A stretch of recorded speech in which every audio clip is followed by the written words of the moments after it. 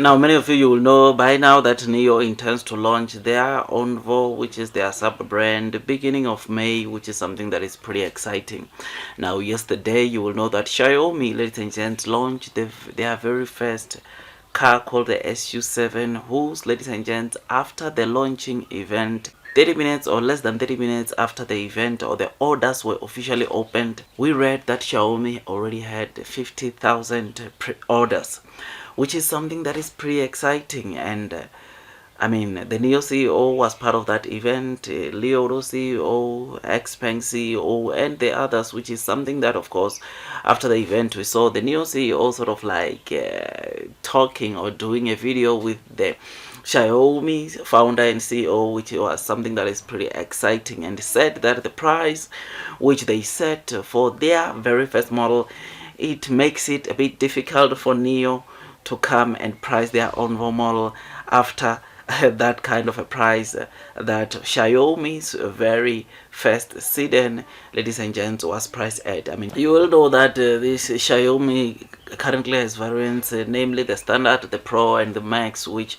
they all start somewhere just over 200,000, or it starts around 200,000 up to the Max, which is almost 300,000 RMB or Chinese yen. So we all know that Nios, like I said, it intends to launch their first Onvo model beginning or in the first half of May, which is something that, of course,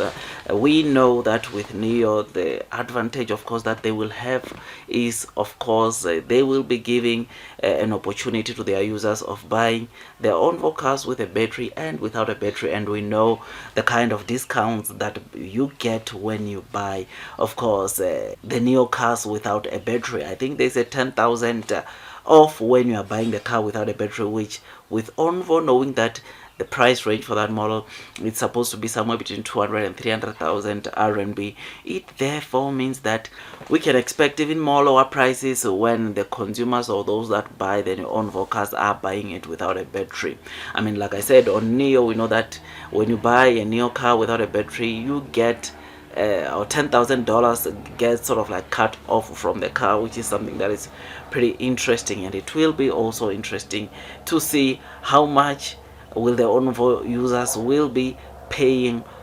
for the Onvo without a battery and going the battery rental, of course, way, which is something that makes me look forward to that launch. So yeah, I just hope the kind of reactions that we saw of Xiaomi first model is receiving 50,000 in just less than 30 minutes can be the same with Nio when they launch their sub-brand or their Onvo sub-brand first half of May. And I just hope we get to see some pretty good orders for when the Nio launch their Onvo brands. Now you know that, of course, Nio's delivery, coming to the main segment, Nio's deliveries, they cut their deliveries targets to around 30,000 deliveries for the entire Q1, which some of the people, when I did that video, they came through and sort of like giving words of comfort, because they could see in the video that I was really disturbed by Nio coming and cut down their delivery guidance. And of course, it was just that situation, guys. I'm still strong onto the Nio stock, but obviously I did not like Nio coming and cutting down their delivery guidance for Q1 from 31 to 33,000 to now 30,000. I did not like that, and this is because, ladies and gents, you will know that Nio has been sort of like painted that thing of saying that every time they, especially with the delivery, sometimes rather when they put out their delivery targets, they end up not meeting their targets, which is something that I think it goes with Nio, and therefore I sort of like thought that it was a bit premature to come and adjust the guidance or cut the guidance which they had initially given beginning of March. I'm still long and strong. I think what Nio should have done, they should have calculated, of course, and sort of like try to be accurate from the beginning when they announced their Q4 earnings. You will know that last year Nio sort of like projected delivering over around 250,000 deliveries, and they ended up selling around 160,000 deliveries for the year 2023, which was not good. So it is not good. It's just not good for Nio to come, or I feel like it's not good good for Nio to come and reduce their guidance on their deliveries, especially what we saw happening in 2023, where they ended up selling 160,000 deliveries. So I'm very excited.